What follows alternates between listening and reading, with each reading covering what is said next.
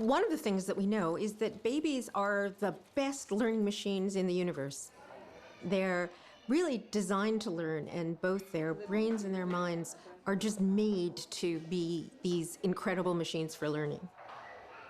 Learning begins literally from the time that babies are born, and there's even some evidence that there's learning inside of the womb. So when babies are born, for instance, they discriminate between the sounds of the language that they've heard and sounds of another language. There's that duck.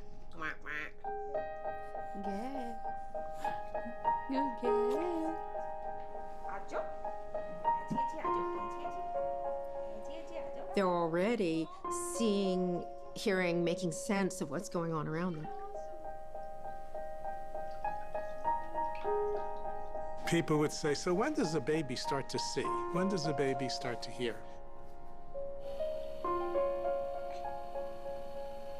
Or people would think about learning in preparation for school. People would say, well, the year before you start school, we should make sure that a child is oriented toward learning. Learning doesn't begin then. Learning starts in infancy.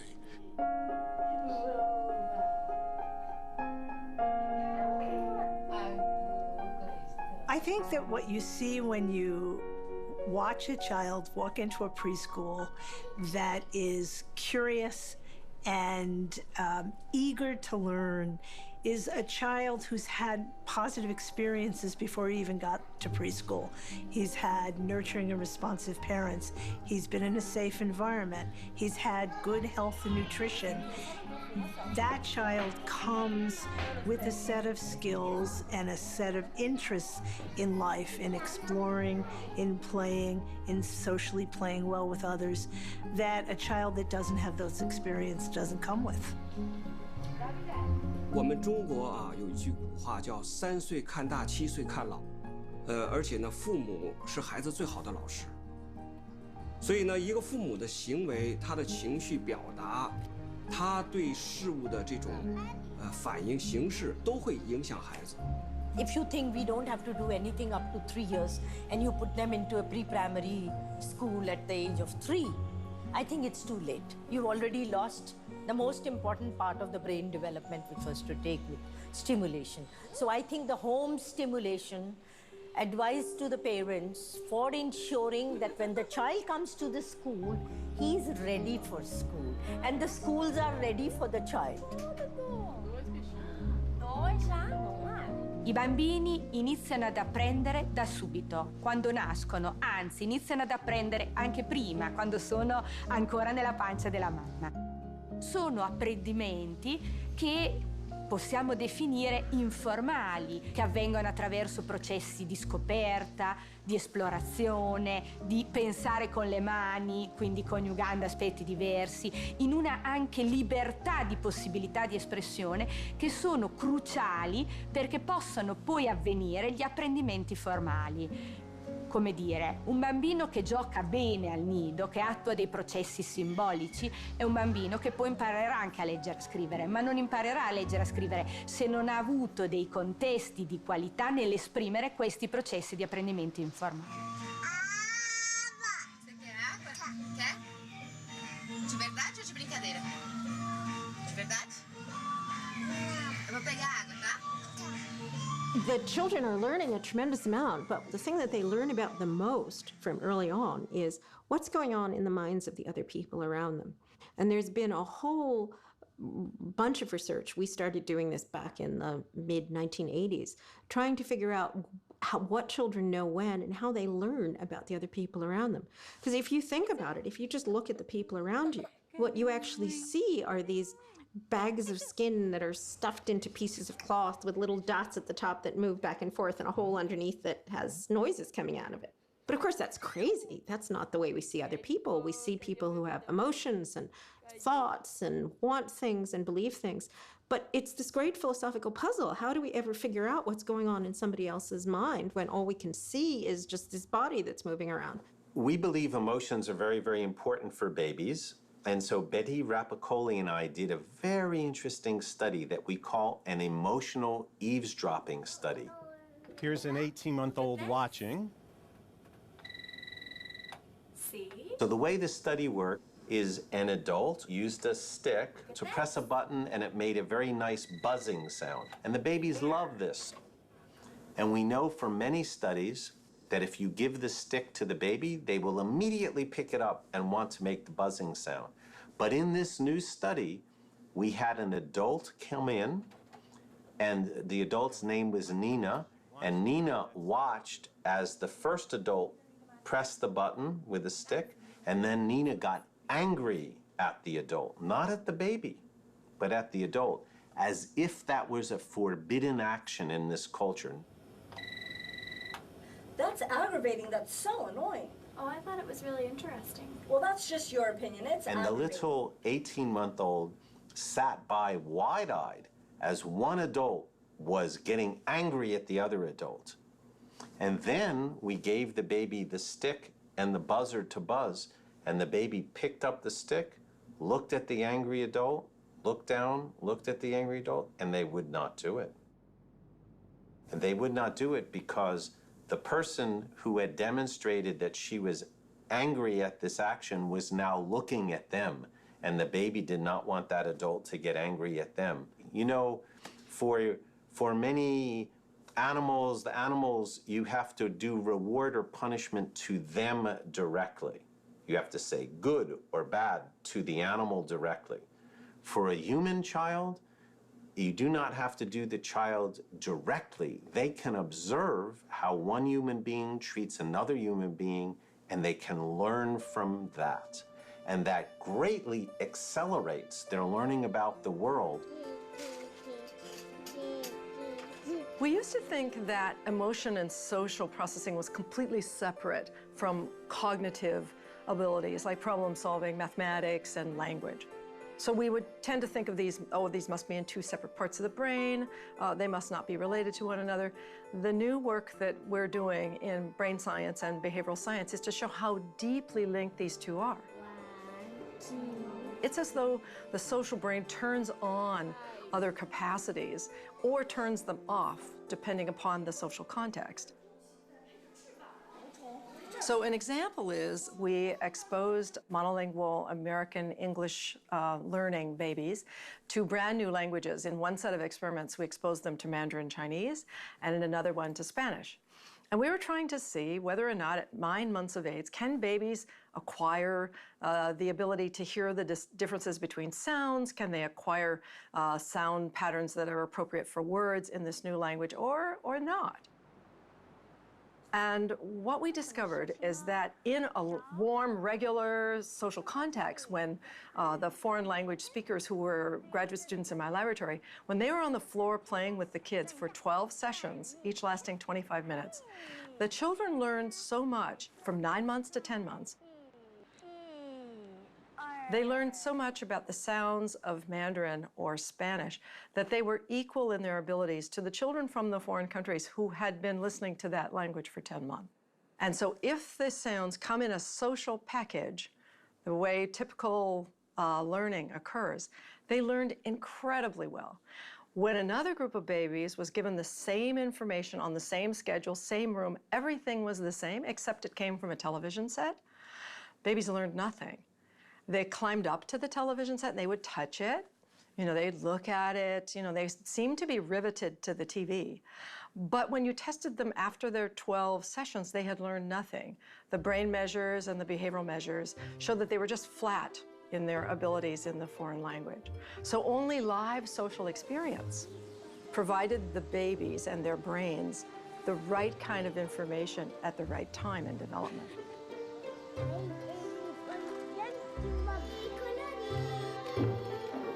What I think people think in general is that children are better off interacting with people around them and objects around them. So having real live people who you talk to and engage with, that's always going to be the best toy for children and the toy that they learn the most from. Mattina la pimpa fa uno sbadiglio. Apre un occhio e guarda là. E la sveglia cosa le dice? A question that people are often asked is what's going to be the effect on babies of all of the new devices like screens and tablets and things like that. And the answer is we don't know, and we won't know for another 20 years until the babies grow up. But I'm more optimistic than some people are about this. So I don't think it's that being in front of a TV or being in front of a screen is destructive by itself, but it's destructive if it's keeping children from doing things like engaging with real people, which is the thing that they seem to want to do the most. Muitas vantagens vão ocorrer, muitas coisas boas ocorrem a partir do mundo virtual, mas o que a gente está tendo ali?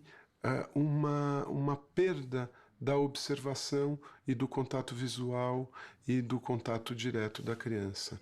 Um bebê que senta na mesa com os seus pais com um tablet, ele não vai ver como as pessoas comem, ele não vai ver como as pessoas conversam, ele não vai ver como as pessoas têm prazer naquele momento.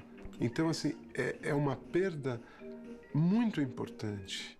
As crianças estão inseridas no mundo, né, um mundo da internet, um mundo que não vai voltar atrás mais, né? Então é isso. Então, e qual é o papel dos pais? Uma vez que o mundo está dado de uma certa forma, é justamente funcionar, ajudar a criança a lidar com este mundo. Então aí entram as regras, sim, né? Quanto de TV, quanto disso, quando é que vai ter celular, quando não vai ter. Cabe aos pais fazer esse recorte, sim. Eles podem assistir 30 minutos, então o resto do tempo eu quero que eles sejam criança, eu quero que eles brinquem, eu quero que eles fiquem na rua, entendeu? Isso para mim é muito importante. Eu quero dar isso para eles porque é isso que eu tive, sabe? Children in their early years are meant to bond with nature, to have the wonder and the magic of the three-dimensional world imprinted in their hearts and minds.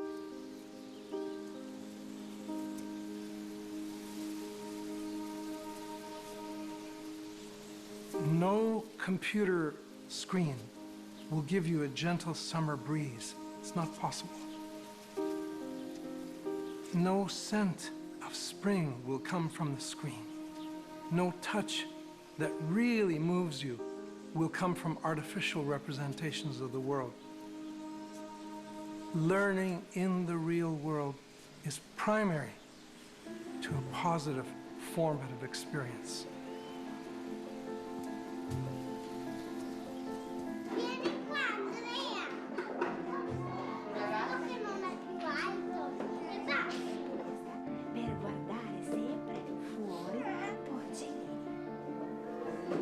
Eccomi qua, sono arrivato, ci sto. Sono arrivati, sono un porcellino. E vanno porcellino blu, bianco e rosso. Partono alla ricerca della loro nuova casa.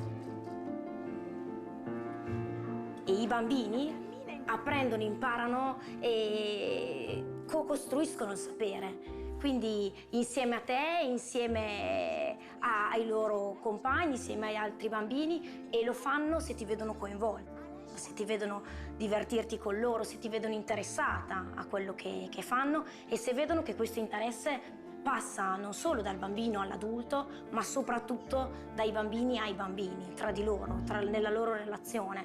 È questo che per noi è molto importante, valorizzare le relazioni tra i bambini, fare in modo che siano loro i primi promotori di un apprendimento.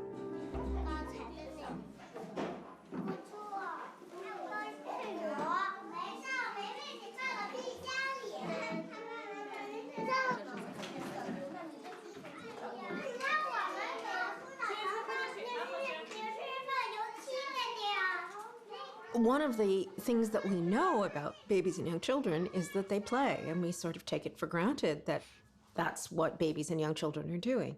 But actually, we think that when babies and young children are playing, what they're really doing is doing experiments on the world, the same way that a scientist does experiments to figure out what's going on in the world. O bebê, desde que nasce, ele brinca. E o primeiro grande brinquedo é o próprio corpo.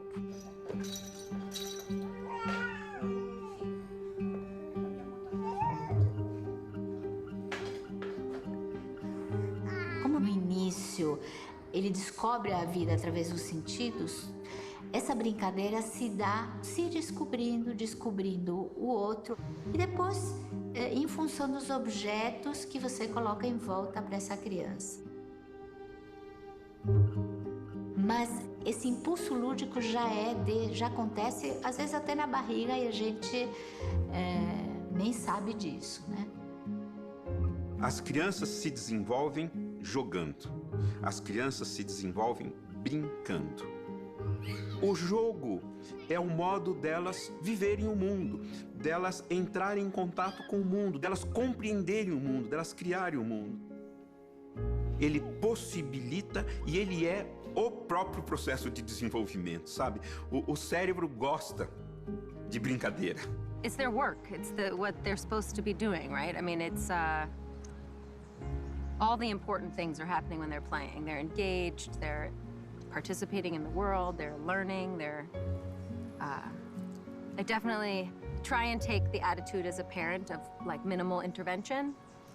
My job is to kind of feed you and clothe you and keep you safe and kind of tend to your needs in the early beginning with the idea that the least I interfere with you is probably the best. A brincadeira é o espaço dela entrar no mundo pelas próprias descobertas. Primeiro pela sensação, pelo gesto, pelaquilo que ela vai viver através do próprio corpo. Então ela vai aprendendo as sensações no brincar.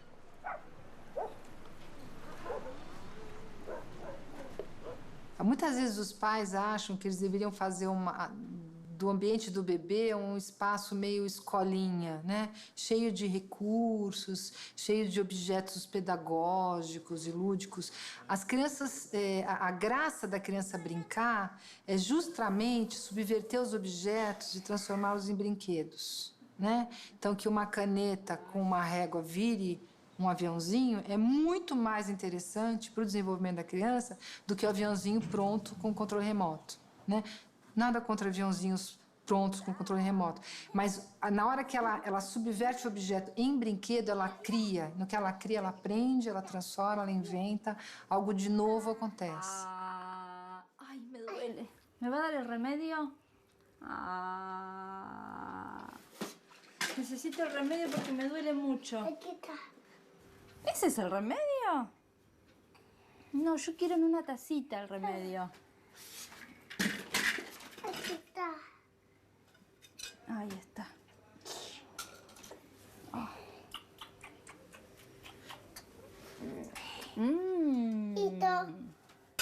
Buenísimo. Se siente mejor. Me siento mejor, sí. Gracias, doctor. Choclo 5. Hoje tem estudos maravilhosos a respeito do papel que o brincar tem na socialização, do papel que o brincar tem em conhecer os próprios limites e ultrapassar, não é certo, os próprios limites.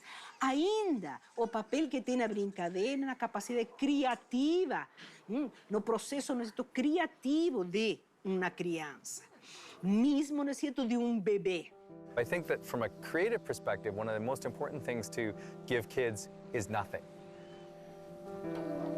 Is to allow them to invent things with whatever happens to be around. And I think to just encourage them to invent worlds.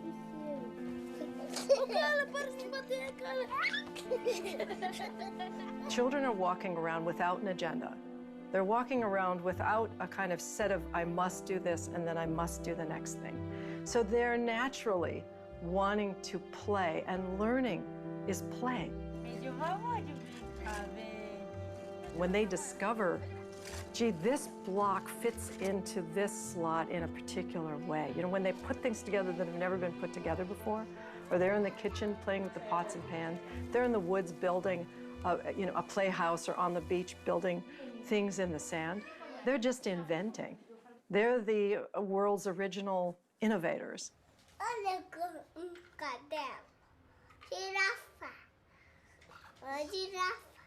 Creative play is all about problem solving. It's all about finding new ways to do something, of thinking out of the box, of being able to put together your puzzle pieces or your dolls or whatever articles you have in clear and imaginative ways that are not the traditional ways to use it. And so creative play has so much to do, not just with what children engage with, but the process of learning, the process of being innovative, the process of learning how to take a few risks, sometimes failing, then learning from that and succeeding. I've read an interesting statistic once that said that once children start to enter primary school, the creativity and the creative solutions they find plummets by almost 50% or more. That means prior to that, they're free thinkers and they're trying out innovative ideas. And then they get into a system that starts telling them how to think and how to react. This is my major role as a dad, is as a play platform. Off, like that? How's that? We can do it in two, just like this.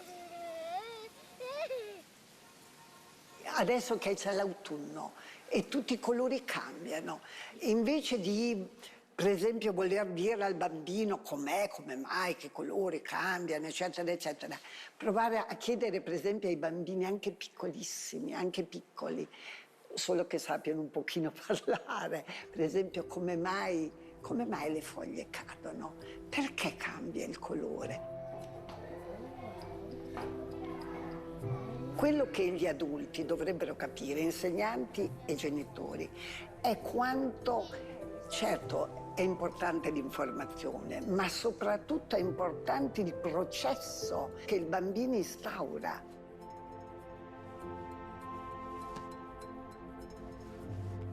Essere sin da piccoli all'interno di questi processi dove ti chiedi il perché, fai delle ipotesi e poi casomai le discuti con gli altri bambini che hanno anche idee diverse dalla tua o anche con l'adulto. Credo che sia proprio un modo di apprendere, di costruire la conoscenza straordinario dove non c'è mai solo una risposta, ce ne sono tante. E soprattutto imparo a pensare con la mia testa, con i miei sentimenti e non ricevere sempre la informazione esatta dall'adulto. Cioè quanto è importante il processo della indagine, come si impari, ci si alleni a essere ancora di più, a essere curiosi, a indagare il mondo, a guardare il mondo interrogandolo. Come i bambini imparano? Imparano scoprendo delle relazioni che ci sono fra le cose. Relazioni di storia, relazioni di forma, relazioni di funzioni. E noi diciamo che dentro alle relazioni, allo scoprire queste relazioni, al costruirle, ci stanno anche dei significati etici, dei significati estetici. Avere cura delle relazioni, scoprire le buone, belle relazioni che ci sono fra le cose, a volte è scoprire la bellezza che lega le cose. I bambini e gli insegnanti, io dico, e i genitori dentro la scuola devono trovare dei contesti belli, non perché decorati, leziosi, ma perché c'è attenzione alla cura fra le parti. E vi faccio un esempio. Un bambino piccolo può mangiare un frullato di frutta, al nido come a casa. Allora, gli si può dare il frullato sano e beve e lo mangia, la salute, il suo corpo è a posto, oppure si può far vedere come quel frullato di mela nasce da una mela che è tutta tonda, tutta liscia, e però se la tagli dentro ha i semini, quindi ha una storia di vita. Allora cosa sto offrendo a mio figlio se sono una mamma o ai miei bambini se sono un insegnante? Delle relazioni e delle storie, e gli sto offrendo bellezza anche. Mangiate, dovete dirmi che sapore ha se mangiate. Mangiate. Buona. Provate. È buono? Cioè io vedo l'educazione un pochino così, l'educazione che è poi quella dei genitori e quella degli insegnanti e quella anche della gente che può offrire ai bambini ma può offrirsi anche a se stessi. Non la banalità, la volgarità, il lasciar perdere, ma avere cura delle relazioni. Osservare i bimbi e fare questi dialoghi con loro diventa straordinaria la quotidianità, l'atto quotidiano, l'atto semplice.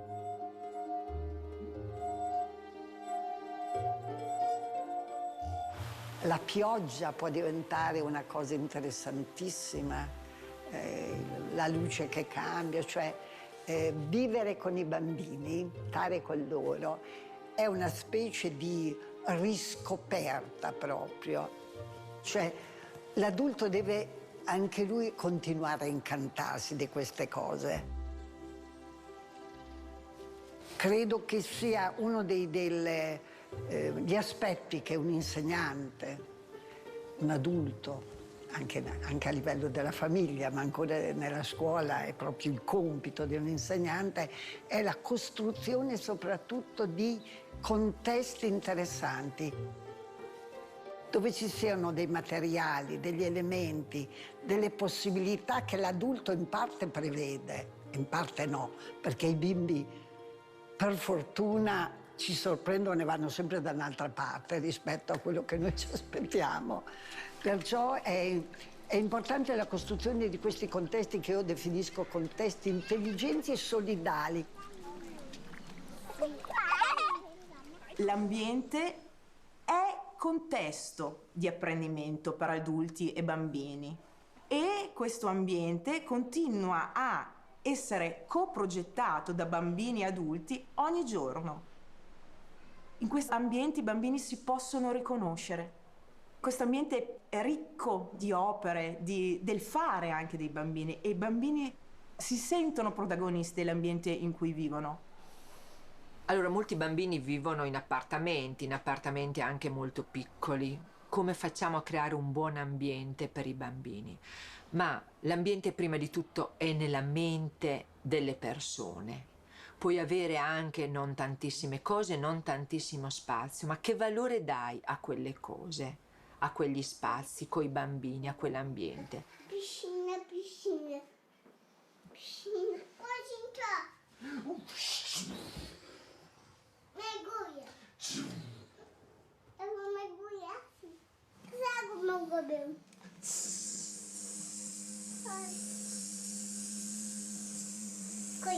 Ficou sequinho, limpinho e cheiroso. Noi, con le persone, coi bambini prima di tutto, costruiamo insieme dei significati che troviamo nella nostra vita, nella nostra cultura, nei nostri desideri, nelle nostre etiche, e questo è quello che scambiamo e possiamo scambiare coi bambini.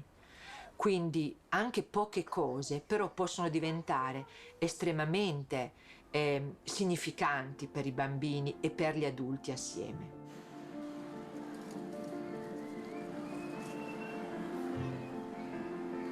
这个环境对成就孩子是非常重要的，尤其是在0到3岁，只要心理胚胎期的时候，它既然是一个胚胎，我们希望这个胚胎期的时候，孩子接受的所有的信号都是温暖的、积极的、充满爱的，非常舒服的。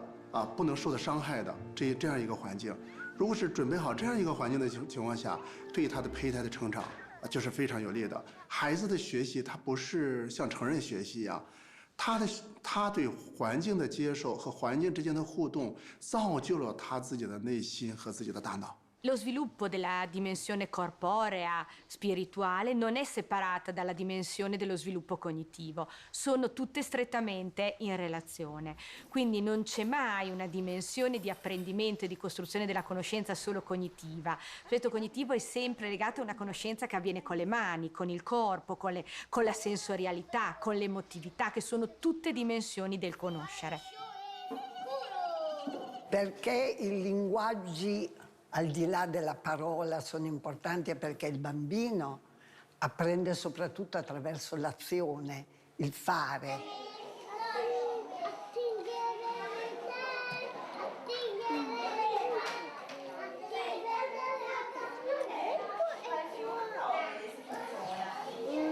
Quello è uguale. 1, ecco, 2, ecco. Ecco.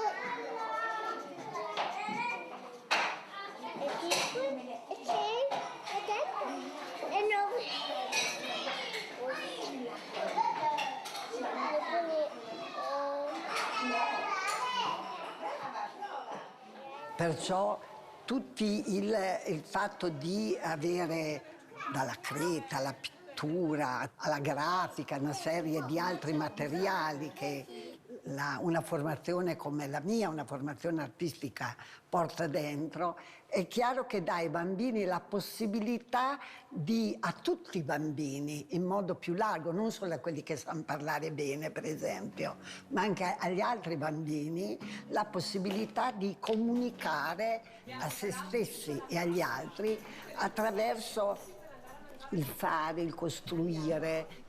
Perciò è dare la possibilità dei bambini di comunicare. Questo concetto dei 100 linguaggi nasce sempre nel riconoscere al bambino di esprimersi e di comunicare attraverso diverse modalità di espressione e di comunicazione, poiché noi riteniamo che la dimensione estetica, il modo di conoscere, di ricercare il bello e l'armonia è una dotazione biologica che appartiene al bambino e all'essere umano. Crediamo che il bello chiami il bello, chiami gesti di bellezza, che la cura chiami gesti di cura. E questo credo che sia un bellissimo esercizio di cittadinanza, un bellissimo allenamento alla costruzione di un uomo che affronterà la vita, il proprio mondo, cercando bellezza e offrendo bellezza.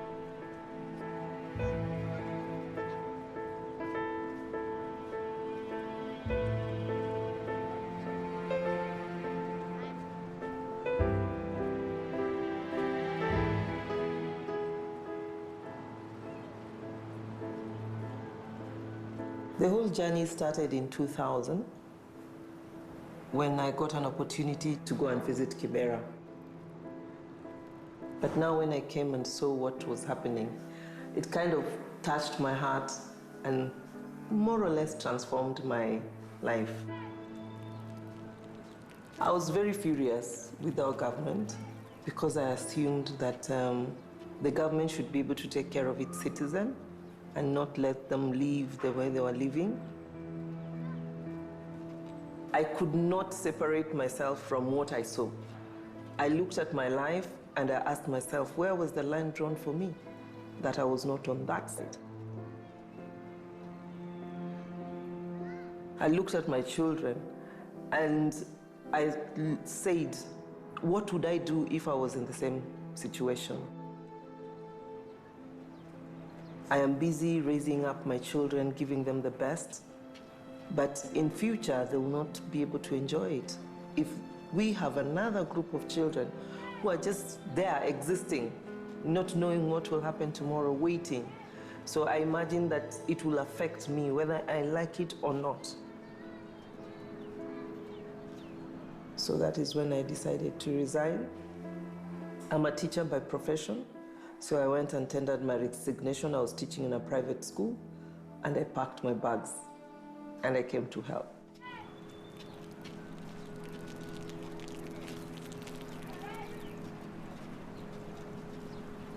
The president said all children who are the age of going to school should go to school. So we got all these kids, some of them were 10 years, 9 years, had never stepped into a classroom. But because the president had said and education was free, they came. But it was very difficult for us to work with them because our curriculum requires a child who has gone to kindergarten. So it was kind of Greek for them. And that is when I discovered that is why they go to the streets. Because at some point, everything just comes tumbling down. That is now when we set up Little Rock in 2003, October.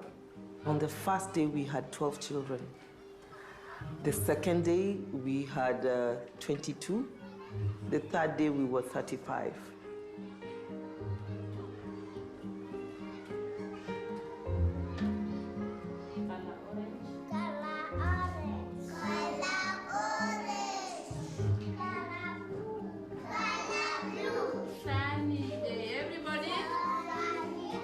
When I was setting up Little Rock, I told myself I'll give these children the best.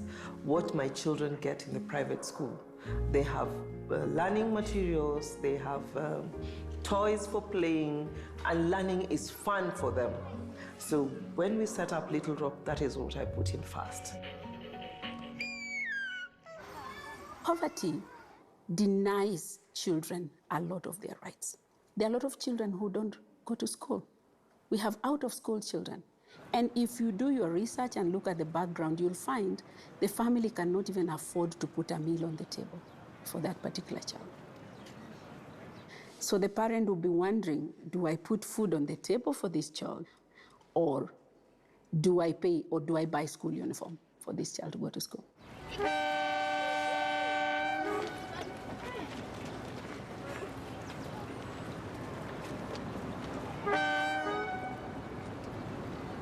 One day we walked into school and there was this young boy who was crying. So we thought, as parents, the first thing is that maybe the child is coming up with a cold. So we gave him Calpol and we thought he was going to be quiet. And he kept on crying. So as mothers, we took him to the office and we are like, so what happened yesterday night at home, so that we could calm him. And he said, okay, when I reached home, my mother told me to sleep. Oh, you didn't eat? No. What about the other day? He said, no, we didn't eat. So that is when we discovered that they slept twice without eating. So we made for him a black tea and bought for him donut.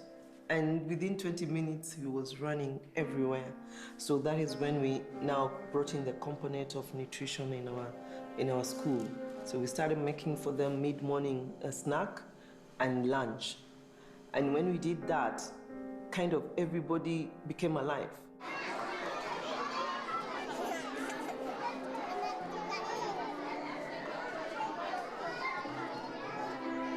There is something we can do.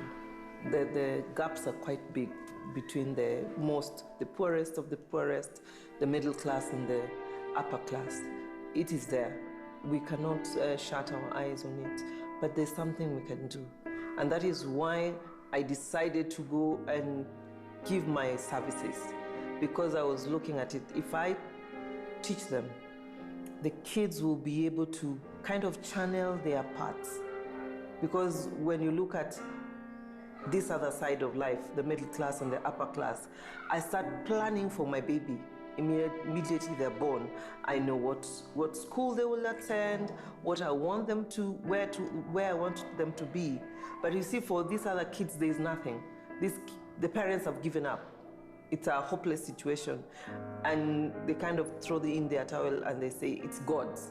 The parents might not be having the monies and all the resources which they need, but if they are able to concentrate on their education, they will be able to come out of that vicious circle of poverty.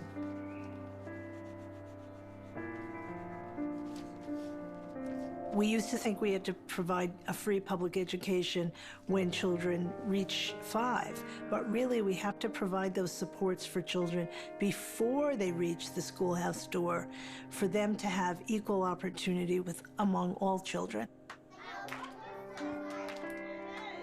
One of the concerns in countries around the world is the growing inequality, the growing difference between those families that can provide preschool for their children, can provide time and attention to their children because of their family situations, and the growing inequality between those families that can't access quality care, that don't have access to good maternal health and child health in those early years. We have to pay attention to these issues for all children, not just for some children. If you do not take your child to school, if the society does not take a child to school, if the government does not ensure a child has an education, that's a violation. There must be policies in place that are saying early childhood education is compulsory, and government has to work towards realizing that. However, you know, government can never do everything alone. Civil society, religious organizations need to come in on board and just complement what government is doing, and especially in the low-income areas like in the slums. Development, is a right of a child. Education and development go together, and it's one of the pillars of the United Nations Convention on the Rights of the Child.